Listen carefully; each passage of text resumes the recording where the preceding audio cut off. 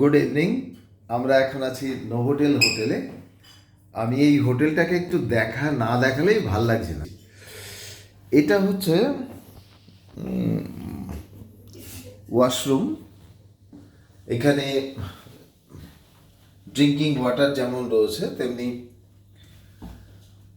সমস্ত কিছুই অ্যারেঞ্জমেন্টগুলো, আধুনিক অ্যারেঞ্জমেন্টগুলো রয়েছে। আমি বিজ্ঞাপন দিচ্ছি না, কিন্তু অবাক হচ্ছি এই কারণে যে এই কলকাতায় এইরকম ভালো মানের হোটেল নর্মালি খুব একটা দেখা যায় না। এটা হচ্ছে আমাদের প্রবেশ পথের দরজা। তো এই যে এগুলো হচ্ছে ওয়ার্ডরোব, সব এখানে বিভিন্ন জিনিসপত্র রাখা যায়।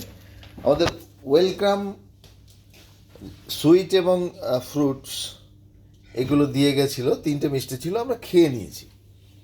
তো এই যে আমাদের এটা এটা একটা সুইট।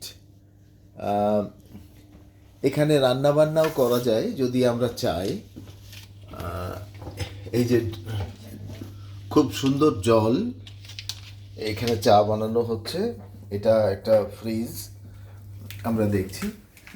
এর সঙ্গে এই যে এইখানটায় মাইক্রোওয়েভ রয়েছে, আমাদের বেসিনগুলো রয়েছে, এই যে মাইক্রোওয়েভ, তারপর রান্না করার জায়গা যেটাকে বলে, সেগুলো সবই রয়েছে এইখানটায়। আমাদের সঙ্গে একটা, যেহেতু 3-3.5 মাসের বাচ্চা রয়েছে, তাই তার জন্য যাবতীয় ব্যবস্থা আমাদেরকে করে আনতে হয়েছে। আমরা মোটামুটিভাবে এখানটায় রয়েছি। একটা টিভি রয়েছে, বিশাল বড় মাপের একটা টিভি, দূর থেকে দেখা যাবে নিশ্চয়ই। এই যে পর্দা রয়েছে, পর্দার বাইরের যে দৃশ্যাবলী খুব সুন্দর ফুটে উঠেছে আর কি। আমরা দেখতে পাচ্ছি রাজারহাট এই হোটেলটা। এই করিডোর থেকে আরো সুন্দর দেখা যাচ্ছে এই হোটেলের বাইরের ভিউটা। পড়ন্ত সূর্য, মানে অস্তমিত সূর্য আকাশটাকে খুব মোহাচ্ছন্ন রেখেছে। সারাদিন অবিশ্রান্ত বৃষ্টিপাত হয়েছে আজকে কলকাতায়। আমরা রাজারহাটে রয়েছি, নোভোটেল হোটেল।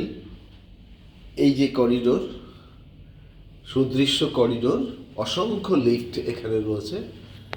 তো এটা নিঃসন্দেহে একটা ভালো, আমাদের রুম নম্বর 315। থ্যাংক ইউ, খুব ভালো থাকবেন।